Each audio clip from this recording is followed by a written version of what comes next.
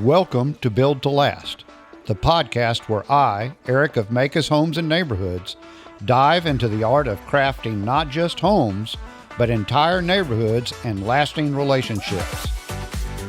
Join me as we explore the heart and soul of building communities that stand the test of time. Well, welcome everyone. I'm here for today's episode with our guest, Mark Goodwin from First National Bank Mortgage. And we're going to be talking to him quite a bit about the mortgage banking industry and especially in regards to purchasing new homes. But before we get into the banker side of things, Mark, I'm going to tell on myself a little bit. I come from an age of pre-video games, and I grew up playing board games. And one of the games we played in my family a lot was Monopoly. Mm-hmm. You know, and Monopoly's got the little Monopoly banker in there. And you know, you don't quite look like the typical banker with the top hat and a big cigar pushing a wheelbarrow of money around. But tell us a little bit about yourself, Mark, not the banker side, but about you. Well, you know, I've been in the market here for about 39 years. I've lived in Southlake on Paytonville for 29 years. So I've been around a while. Know most of the custom builders, most of the real estate agents, most of the community. I was here before Southlake Town Square and everything. And so, you know, I wake surf a lot. If people don't know, at my age, it's a lot of fun and everything. And I do a lot of hunting, fishing. I do a lot of fishing in the Amazon jungle. Everybody knows I go peacock bass fishing in the Amazon jungle. So I've been around. I'm married, long time, 2 kids raised, both went to school. And so now empty nester and have a mortgage team that most of that mortgage team have been with me 25 to 36 years. Kind of unusual. Well, that's great, Mark. So let's dive in a little bit more to how financing works in a custom home building. Tell us a little bit more about that banking background that you have that kind of prepared you to be where you're at today.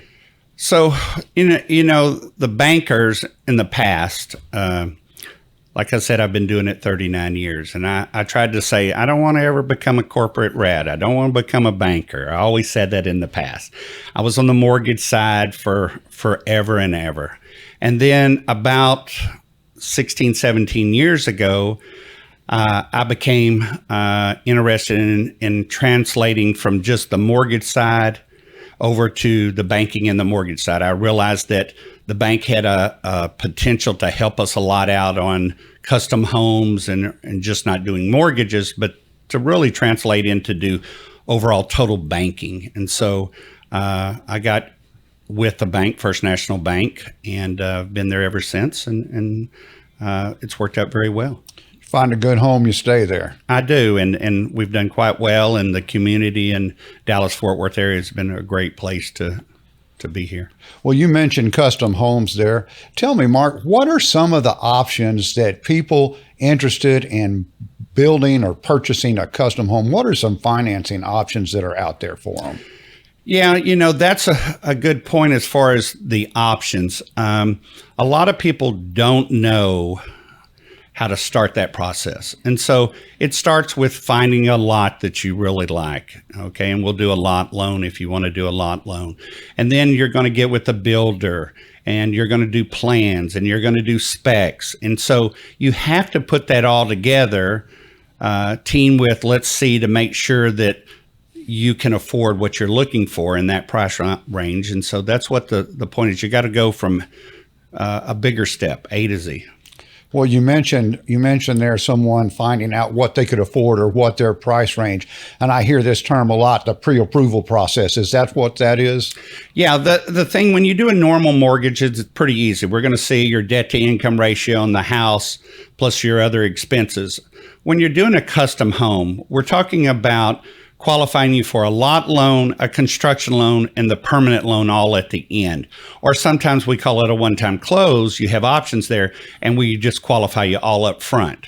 So it's important to make sure that customers know you're not just walking in buying a home. You're starting from A to Z. You're going to be looking at the lot. You're going to be drawing your plans and specs, and then you're going to get with the builder to price it out. In construction, when we're talking to a homeowner, we have to be careful sometimes to use terminology that they're familiar with, because we'll have things that we'll say. One thing that I hear a lot in the office is people talking about the LTV, or loan to value ratio. What exactly is that, Mark, and how does that play a role in this custom home process? The loan to value, okay, there's a couple ways you look at that. If you own the lot, we would go out and appraise that lot, and then we would add the design that you're going to build on that, and based off that, the mortgage company or the bank would loan a LTV, or loan to value. Okay. Mm-hmm. A lot of times, depending on the price points, there's different loan to values. So some companies will do only 80%. Some companies will do 90% or 95%, but it depends on the loan amount and the risk involved. So it's really about how much cash that individual's going to have in that property. That's correct. Okay, very good. Well, when you're talking to someone or you're working through this, what are some of the challenges that people face in securing a loan for a new custom home? Well, when you're a custom home, here's one of the biggest things that a customer needs to know. They're going to have to have the wherewithal to pay the interest as we're drawing up the loan. So in the past, if they go out and just purchase a home, they already know what the total cost is, and the builder's already put all the pricing, all the cost, all the interest into that loan. Well, when you're building a custom home, most of the time they're going to be paying the interest on a monthly basis. And so we're going to make sure they have the ability to pay that as we're drawing up until we get to the end and we roll it to the permanent loan. Okay, very good. Well, you mentioned earlier that you had to, when we were talking before, train sometimes people on how to apply for loans, and as builders even. But what are some of the misconceptions that you find that people looking to buy a home have about the mortgage process or obtaining a loan? Well, really, they just don't know the steps to go forward. And so a lot of the builders will send them to us, and then we'll go through that process about the loan to value or the debt to income ratio, or what they have to have in reserves, because it's not all about just their down payment. A lot of times the mortgage companies and banks will require that you have additional reserves to make sure you can make it through the building process. There are also a lot of times they really don't understand the building process and the time, the delays, or the cost overruns. And many, many, many times the customer's cost overruns come from exactly what they want, not what the builder wants. Exactly. Very good.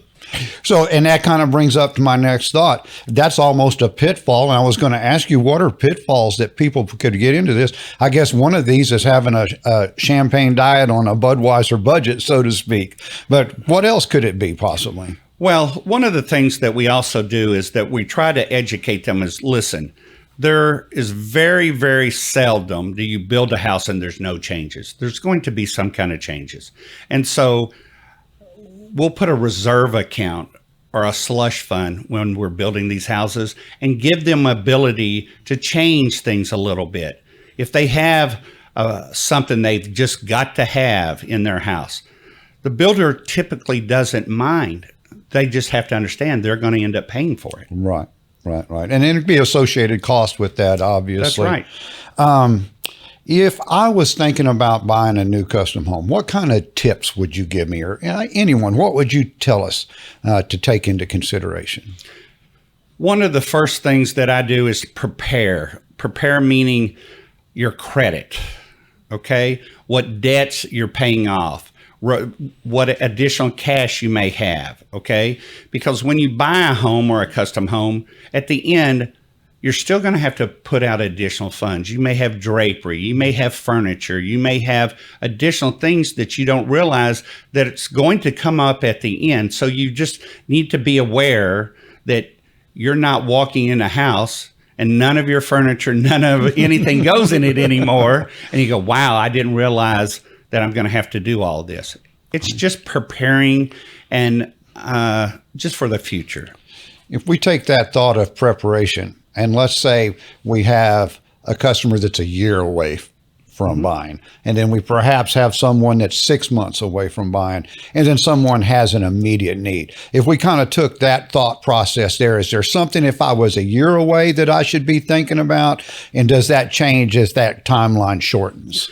Well, a year away, it gets you to think about where you want your total overall payments with the house and everything else you're dealing with. For instance, if you want your payments all to be a certain number and you go buy brand new cars, okay, you might not be able to make those payments.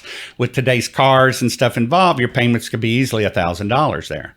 So it's just getting your budget in line. A year out, that gives you a lot of time, okay? The shorter time, you don't have as much time to prepare. And at the end, you're really still going to need additional 12 or 6 months in reserves and payments besides the down payment that you're having. And that's where a lot of people fall, is they didn't realize, oh, wow, I need additional money for this. Even if we require only 5% down on a house, you're going to have additional reserves to make sure in case anything comes up during that budget that you have the wherewithal to pay that. And I guess from the banker's perspective too, you don't want to be able to see that this is just going to completely drain them financially to purchase this home. Right. Despite what everybody thinks, no mortgage company or bank wants to put someone into a home that they cannot afford. Okay. We don't want to do that because if we take back that home, we're always going to lose in most cases. Okay. Because that would be someone that put a little down payment down, they get in, and then we don't want to strap anyone at all. So we want to prepare them for what real payments are going to be, taxes, insurance, everything, so everybody knows in advance what they're expected to be, the payments are. Sounds like to be a good mortgage banker, Mark, you got to be a little bit of a teacher or an educator as well. I believe that only about 30% is the mortgage side. The teacher, the educator is what we do most of the time. Now, this is I'm going to ask you to kind of step out on a limb here, because one thing we know about banking and mortgages is whatever's true today is going to change probably before we leave here. If not, it'll change tomorrow. What do you see in the future for our industry? Well, the industry has changed over my 39 years dramatically. Okay. It's gotten better. Okay. In certain aspects. Okay. As far as not just allowing anyone to buy a house and us end up not being able to afford that house. Okay. But the regulators are really honing in on every aspect of what we do and the paperwork that is involved. It's not whether you qualify or you're a good customer or a good credit risk. Believe it or not, it's whether that piece of paper that the auditors and the regulators want to see is in that file. And that frustrates a lot of customers, the amount of paperwork. Okay, they don't understand what we have to do to get that file and through that process through the regulators and the industry today. Yeah, the days of handshake banking, they have those are long gone. Okay, and as well as I think you're a great customer and everything and a great family, it's whether you have that documentation. If you're moving money from one account to another and you say, I have it in there, look, it's in here. That really doesn't matter. It's the paper trail that we have to put files together is unfortunately what it's become. Well, very good, Mark. Well, we certainly appreciate you taking time out of your busy schedule of being the monopoly man and wheelbarrowing the loads of money around. We'll have to get out there and watch you ski one of these days, though, man. Yeah, I love surfing. We surf and usually do it during the summer about every weekend and blow off the stress and then back in and go from there. Well, once again, thank you very much for joining us. And for the rest of you out there, we appreciate you taking the time to join us today as well. If you're interested in learning more about buying a home, please feel free to reach out to our sales team at 817-308-1155.